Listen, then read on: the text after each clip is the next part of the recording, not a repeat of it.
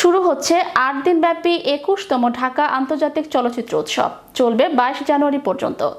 এবার বিশ্বের ৭১টি দেশের চলচ্চিত্র এ উৎসবে প্রদর্শন করা হবে। বিস্তারিত দেখুন ডেস্ক রিপোর্টে।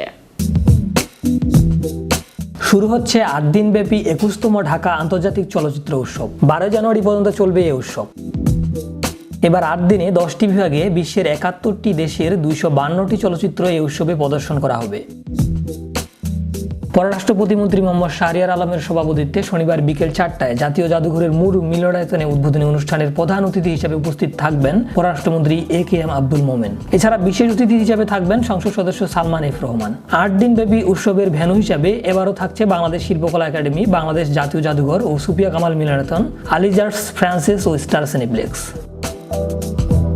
উৎসবের উদ্বোধনী চলচ্চিত্র হিসেবে নির্বাচিত হয়েছে ফাকরুল আরেফিন খান পরিচালিত জেকো ১৯৭১। উদ্বোধনী অনুষ্ঠানের পর জাতীয় জাদুঘরের মূল মিলনায়তনের প্রদর্শন করা হবে সিনেমাটি। পরদিন ১৫ জানুয়ারি বিকেল ৫টায় চলচ্চিত্র উৎসবে বাংলাদেশ প্রিমিয়ার হবে আশিক মোস্তফা পরিচালিত চলচ্চিত্র 35।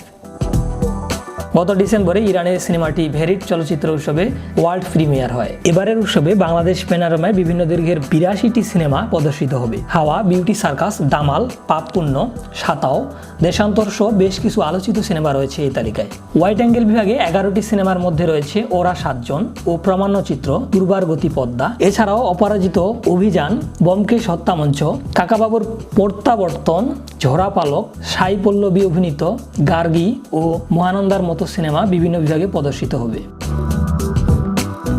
শাহরিয়ার রহমান, বিশ্ববাংলা 24, বিনোদন ডেস্ক।